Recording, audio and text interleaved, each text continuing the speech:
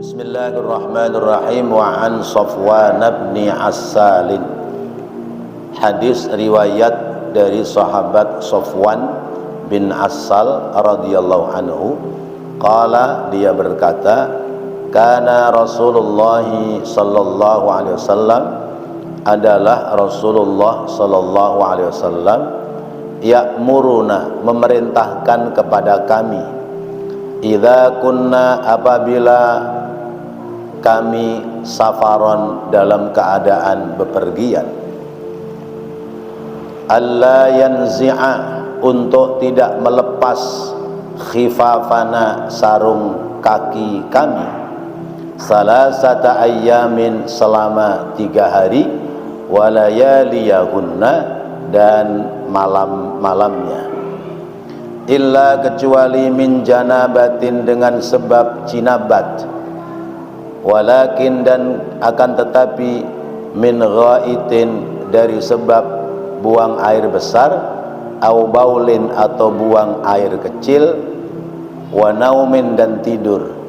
Akhrajahun Nasaiyu, mencatatkan hadis Imam An-Nasai, wa Tirmidhiyu, dan Imam Tirmidhi, wal lafdhu lahu, dan lafal dari Imam Tirmidhi, wa Ibnu Khuzaimah, dan dari Imam Ibnu Khuzaimah, wa sahhahahu, dan mereka berdua membenarkan hadis dari Imam Tirmidzi. Bapak dan Ibu yang dirahmati Allah, masih melanjutkan tentang masul khuffaini, mengusap kedua sarung kaki,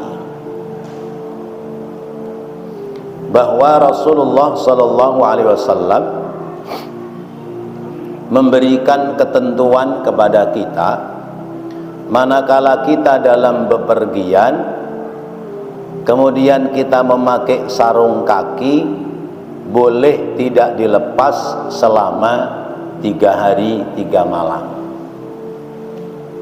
Tapi kalau kita tidak dalam bepergian, kita boleh tidak melepas sarung kaki, yaumun walailatun, hanya 1 hari 1 malam. Misalnya pada posisi dingin seperti ini, seperti saat sekarang ini, mungkin kalau kita di Jakarta nggak begitu terasa, tapi daerah-daerah tertentu yang memang hawanya dingin, cuacanya dingin, tambah-tambah lagi musim hujan, orang lebih senang memakai pakaian-pakaian yang menutupi badan supaya tidak terasa dingin. Nah, ada alat namanya khuffah atau khuffun, seperti yang lalu sudah kita bahas, sarung kaki tapi bentuknya seperti sepatu yang menempel di kaki, terbuat dari kulit, bukan sarung kaki yang terbuat dari kain. Kalau sarung kaki yang terbuat dari kain namanya kaos kaki. Berarti ada kaos badan, ada kaos kaki. Kalau tangan apa namanya? Sarung tangan, ya, bukan kaos tangan, ya. Jadi ini berbeda dengan kaos kaki. Qaulu syarih, qauluhu kana an-nabiyyu sallallahu alaihi wasallam ya'muruna ila akhirih. Sabda Nabi bahwa, atau ucapannya adalah bahwa Nabi memerintahkan kepada kami. Makna perintah di sini, fal amru huna lil istihbab. Perintah di sini hukumnya anjuran, tidak dalam ketentuan hukum wajib. Li'anna tauqita fil mashi laisa biwajibin, karena pembatasan waktu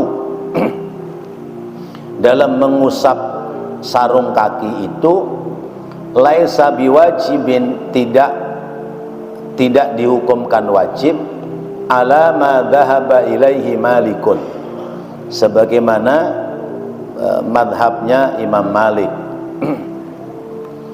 Wa indal jumhuriyati, dan menurut jumhur ulama, sebagian besar ulama, yuwaqqitu lil musafiri salasata ayyamin walil muqimi yaumun wa lailatun. Bagi orang yang musafir memakai sarung kaki itu lamanya 3 hari 3 malam, dan bagi orang yang mukim, yang tidak dalam bepergian, lamanya hanya 1 hari 1 malam.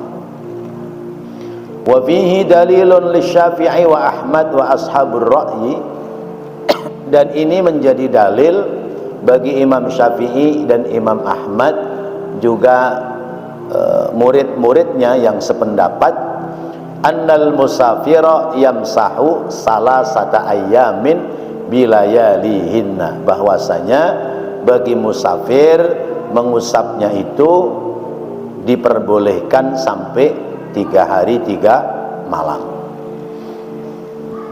Jadi misalnya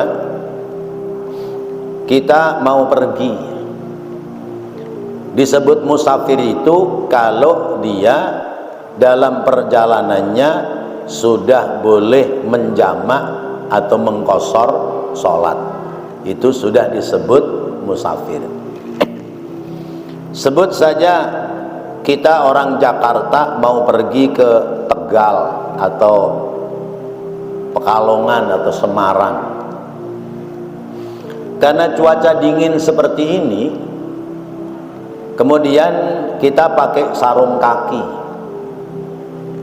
Sebelum pergi kita wudhu, sesudah wudhu rapi beres, kaki kita keringkan, baru kemudian pakai sarung kaki. Sudah. Sarung kaki mungkin pakai sepatu, mungkin tanpa pakai sepatu, karena ini juga sudah seperti sepatu pada khususnya.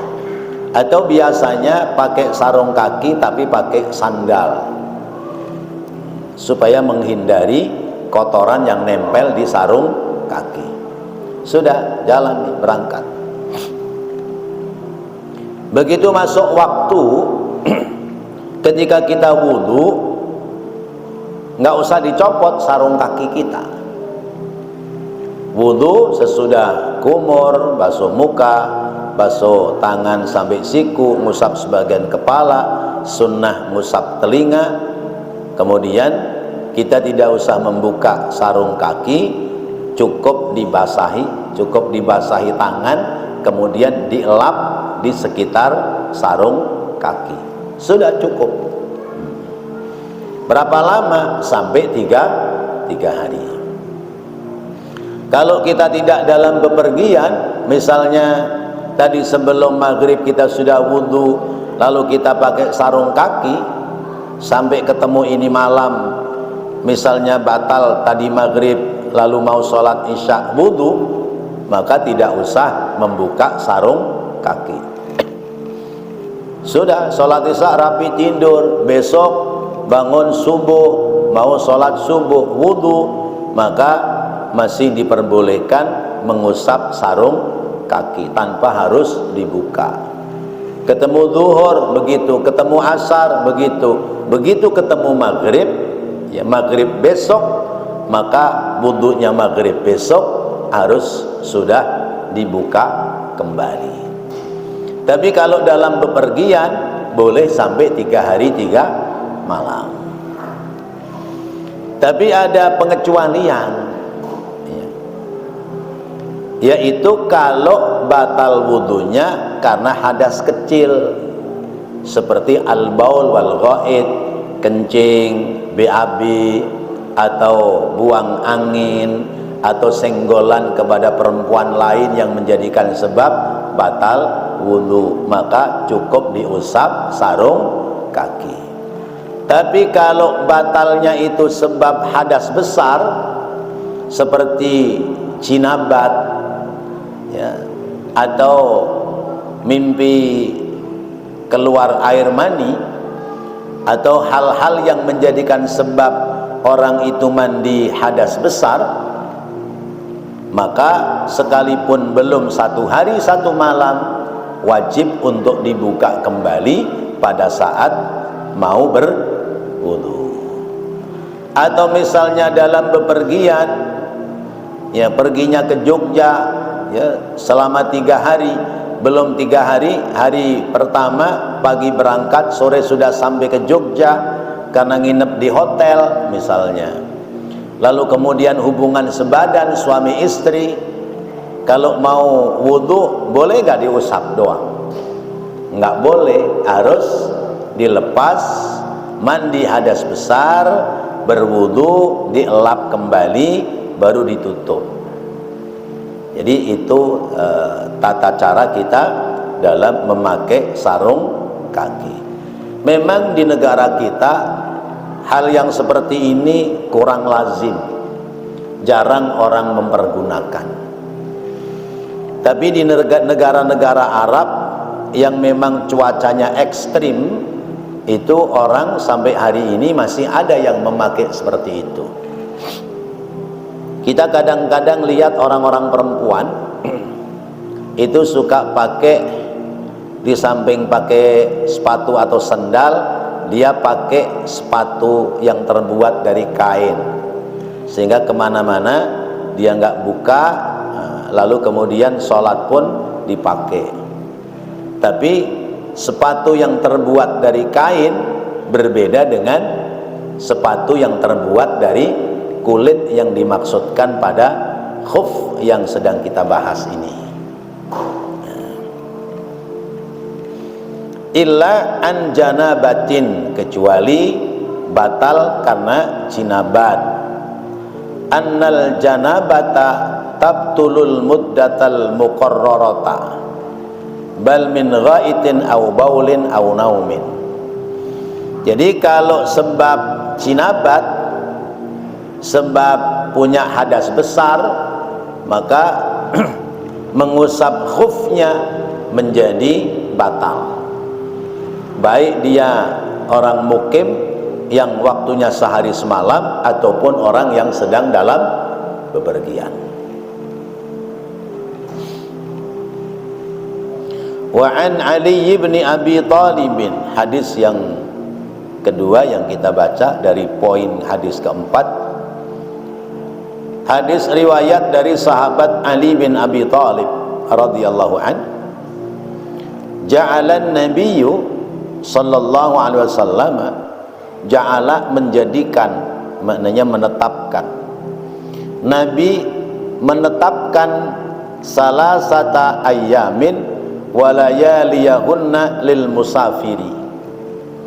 Nabi menetapkan bagi orang musafir, dia memakai khuf atau memakai sarung kaki, masa waktunya boleh tidak dicopot selama 3 hari 3 malam. Ini hadisnya hampir sama.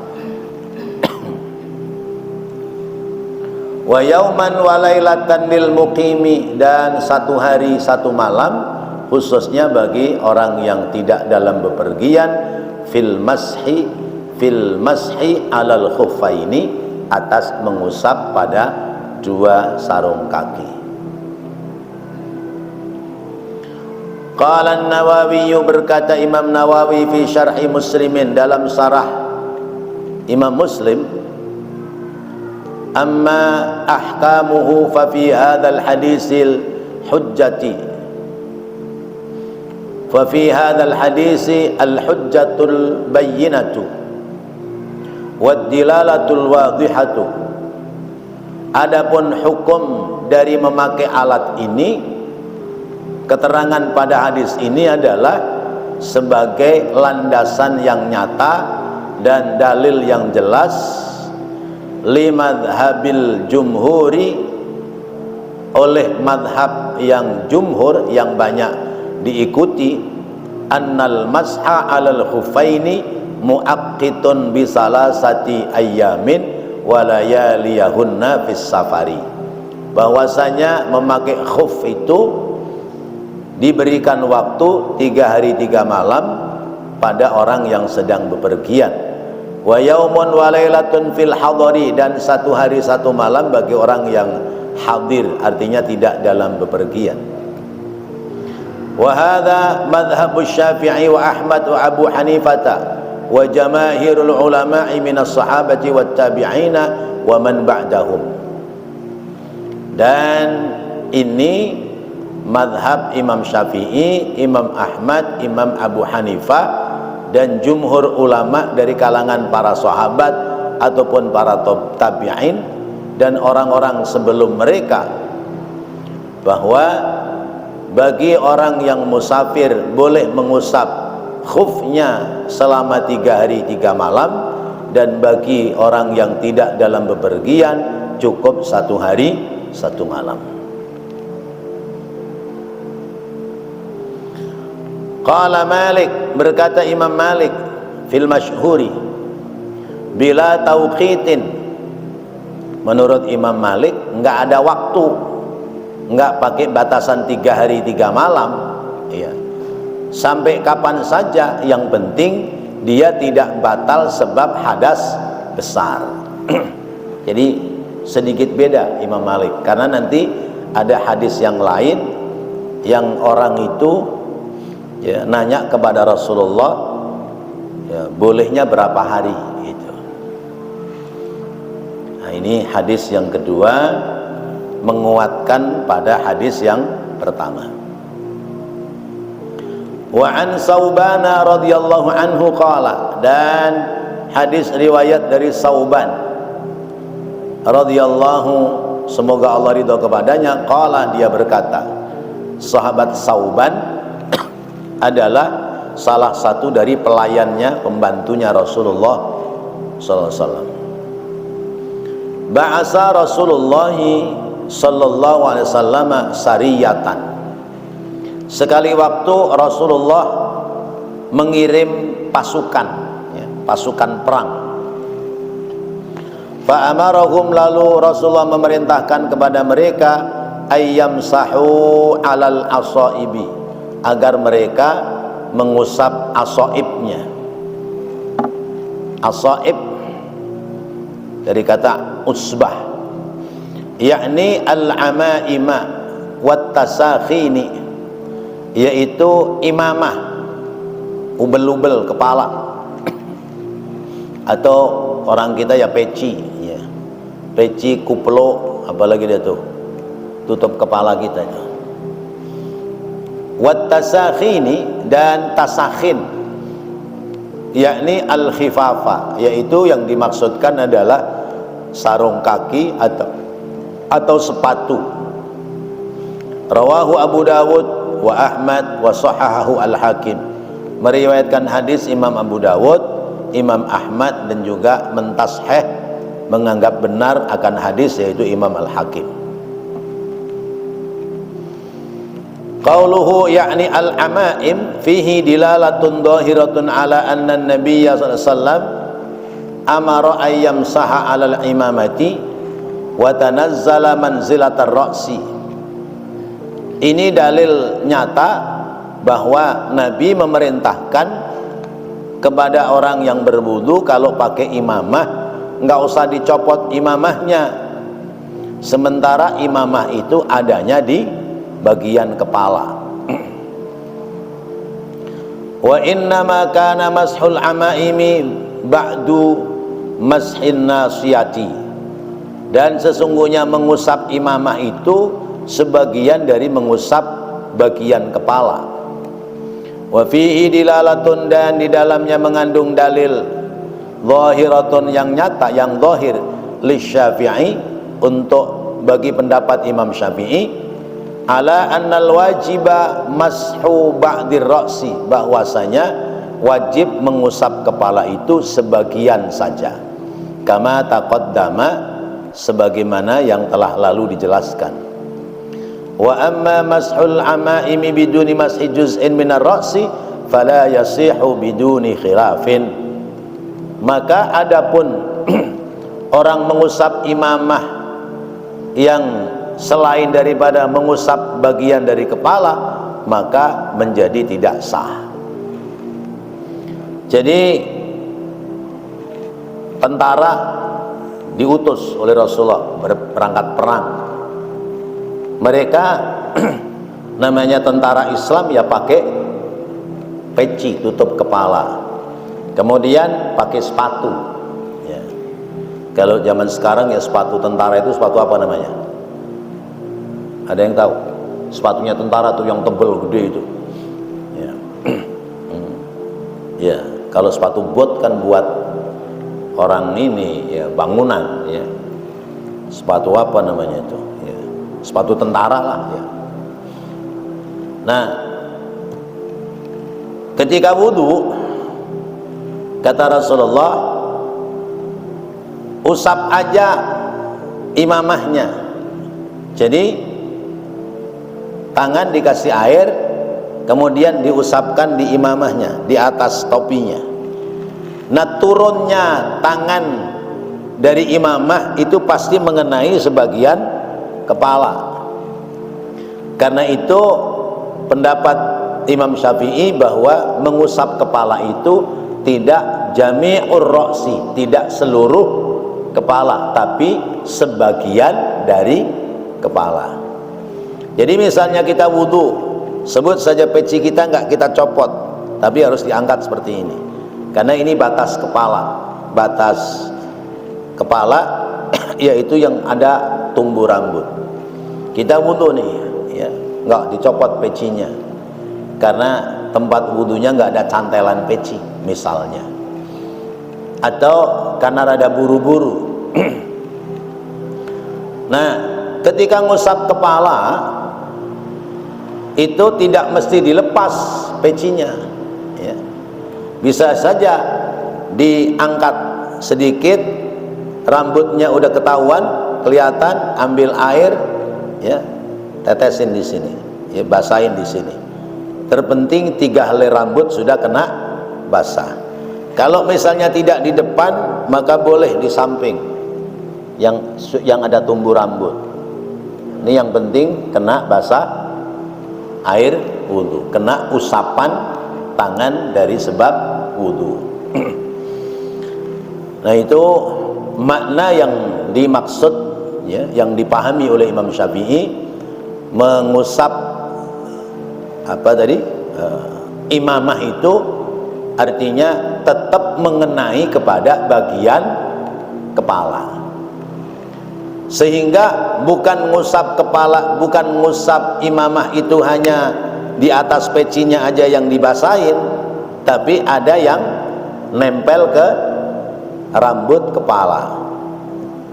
Sebab pendapat Imam Syafi'i, mengusap kepala itu tidak seluruh bagian kepala, tapi sebagian dari kepala.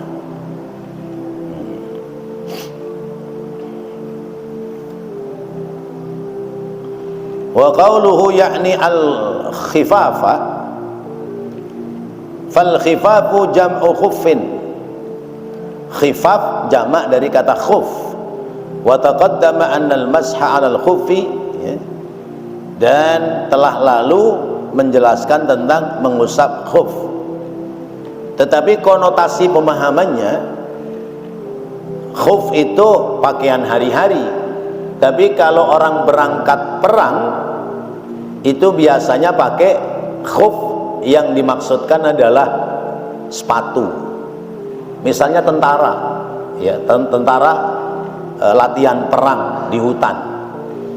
Nah, itu tentara sebelum dia pakai kaos kaki, pakai sepatu, itu hendaknya dia wudu. Nah, sesudah wudu dia baru pakai kaos kaki, lalu pakai sepatu panjangnya itu. Sudah jalan tuh. Masuk waktu dia mau wudu, nggak usah lepas sepatu ya. Kalau lagi latihan perang, lah kalau perang beneran mau sholat wudu lepas sepatu, ya keburu ketembak sama tentara musuh. Maka boleh sekedar diusap ya, luarnya sepatu sepanjang ya, di bawah kakinya sepatu itu tidak ada benda najis yang menempel ya. Sepanjang tidak ada benda najis yang menempel, maka boleh sekedar diusap pada posisi ya, sekedar diusap pada posisi luar sepatunya. Kalau sepatunya ada najis, ya cuci dulu najisnya, dibuang, bersihkan itu. Nah, jadi seperti itu posisinya. Baik, Bapak Ibu hadirin hadirat rahimakumullah. Jadi makna imamah ya. Kalau imamah yang dimaksud pada keterangan hadis lain, Rasulullah menyebutkan alaikum bil amaim fa innal imamata libasul malaikat. Hendaknya kalian khususnya pada saat sholat itu pakai imamah, pakai tutup kepala. Sebab tutup kepala itu adalah pakaian malaikat. Nah, pakaian malaikat yang dimaksud imamah adalah pakai kupluk terus dikasih ubel-ubel yang ada buntutnya ke belakang.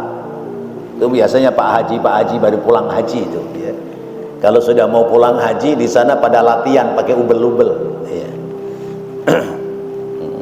Pak Jujang begitu ya. Latihan pakai ubel-ubel gitu ya. Atau ya di kita tuh habaib tuh ya, habaib tuh kan ubel-ubelnya tebel itu, pasti ada buntutnya ke belakang. Nah, itu imamah yang dimaksudkan ya. Tapi secara umum imamah dimaknai penutup kepala, khususnya penutup kepala pada saat mau sholat. Sebab penutup kepala itu banyak. Selain peci ada topi. Selain topi sama peci ada helm ya. Cuman kan semua ada penempatannya masing-masing. Orang mau sholat nggak pakai peci, dia bawanya topi, topinya diputer ya. Yang depan taruh belakang, yang belakang taruh depan. Darurat namanya ya, masih boleh ya, darurat ya.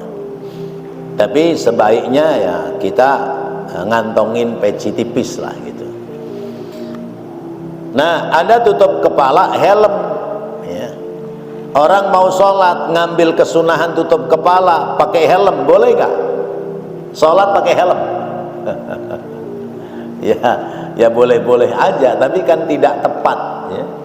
Karena helm itu berfungsi tidak sebagai penutup kepala, tapi helm berfungsi sebagai pengaman ya, ketika orang berkendaraan, khususnya sepeda motor.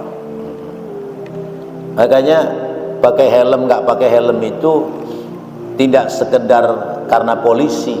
Orang pakai helm itu untuk keamanan saat kita berkendaraan. Cuman orang kita aja yang pada males pakai helm. Itu makna imamah wat tasakhin ya. At-tasakhin yakni al-khifaf. Wa an Umar radhiyallahu anhu, dan hadis dari sahabat Umar radhiyallahu anhu mauqufan, hadis ini mauquf, wa an Anasin marfu'an, tapi dalam riwayat sahabat Anas marfu'. Apa yang disabdakan oleh Rasulullah? Idza tawaddaa ahadukum falabisa khuffaihi falam yamsah alaihima wal yusalli fihima wala yakhla'huma insya'a illa min janabatin. Idza tawaddaa, apabila berwudu, ahadukum, salah seorang kalian, falabisa, lalu kamu memakai khuffaihi, pada kedua sarung kakinya, falyamsah alaihima, maka cukup diusap luar dari kedua sarung kakinya. Wal yusalli, dan hendaknya salat seseorang fihima, dengan menggunakan sarung kaki. Wala yakhla'huma, dan janganlah membuka pada sarung kakinya, insya'a, apabila menghendaki, apabila ia menghendaki, illa, kecuali min janabatin, sebab dia batal wudu, batal make sarung kaki dengan sebab karena jinabat. Akhrajahu Daruqutni, mencatatkan hadis Imam Daruqutni, wal Hakimu, dan Imam Hakim, wa sahahahu, dan sahih menurut Imam Hakim. Ikhtalafatir riwayatu, nih berselisih atau berbeda riwayat. Menurut riwayat Sayyidina Umar hadisnya mauquf, tapi menurut Sayyidina Anas, sahabat Anas, hadisnya marfu. Maka zahirnya menurut pendapat pengarang kitab ini yaitu Syekh Muhajirin, indi anna misla hadha la yuqalu min qablu ra'yu fayajibur ruju' ila kauniha marfu'an. Kita jangan mengambil ya dari pendapat yang lebih mengentengkan, tapi ambil pendapat yang lebih memberatkan, yaitu hadis ini dianggap hadis marfu. Ya. Falyamsah alaihima, maka hendaknya mengusap kepada kedua sarung kakinya. Fal amru huna lil istihbab, maka perintah di sini menunjukkan adalah kebolehan atau boleh dalam arti sunnah. Allah telah memberikan rukhsah lewat Rasulullah tentang ibadah kita. Kita ibadah itu ada dikasih keringanan. Di antaranya adalah ketika orang itu dalam bepergian, orang sholat dalam bepergian diberikan rukhsah, keringanan. Apa keringanannya?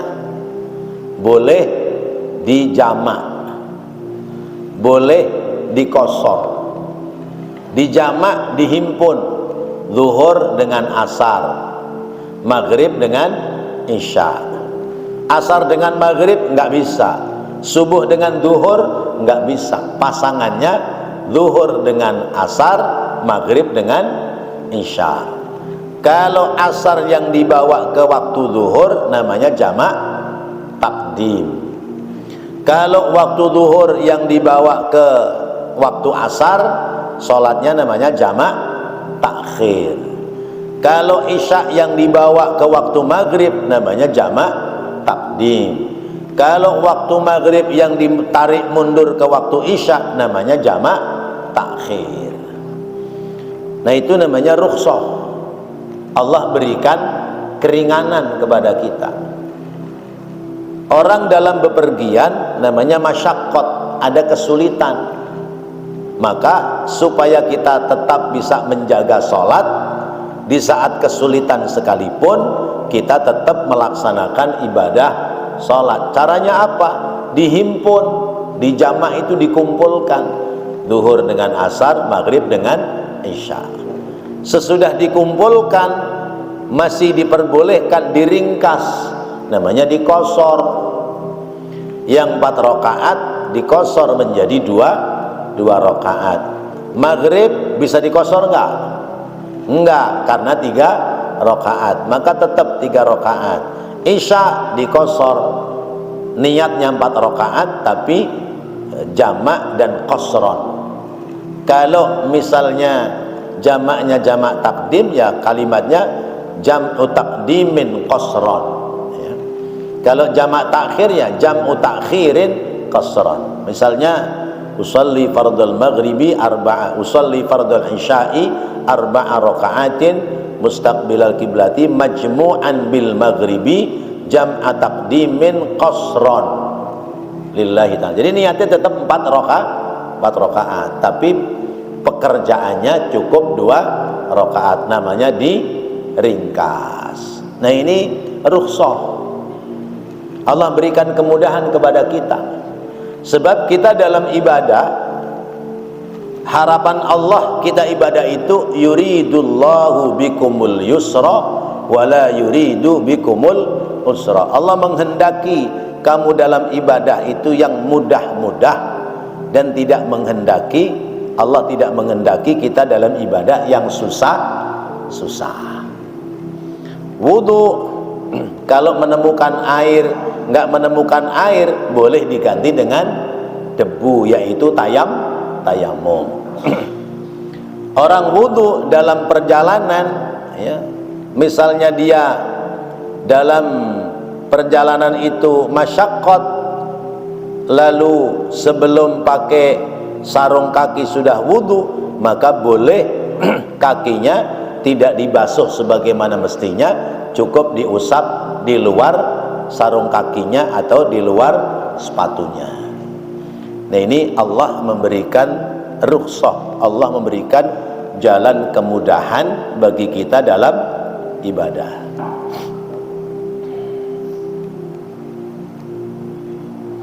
Walam yaqul ahadun innal masha 'alal khuffaini wajibun. Tidak dikatakan bahwa mengusap sarung kaki itu wajib, tetapi hukumnya adalah istihbab, ya, anjuran. Anjuran itu kalau dikerjakan ya menjadi pekerjaan sunnah. Kalau misalnya nggak dikerjakan, dia lepas sarung kaki kemudian wudu sebagaimana mestinya, ya boleh-boleh saja. Sama juga orang bepergian naik kendaraan sendiri, ya.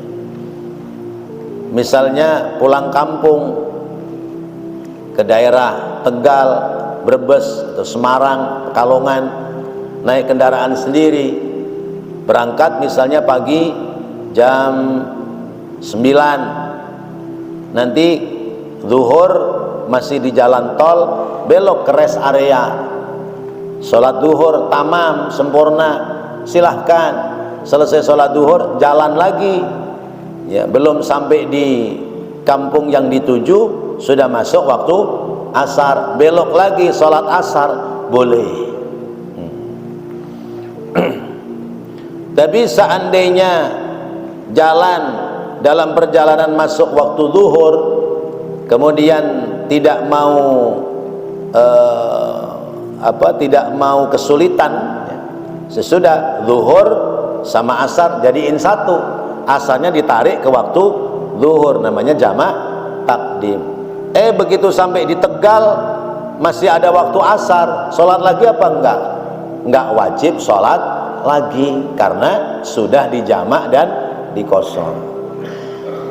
Berbeda dengan kalau kita pulang, ya. Kita misalnya pulang nih, bepergian, ya mungkin dari Sukabumi atau dari mana gitu, ya.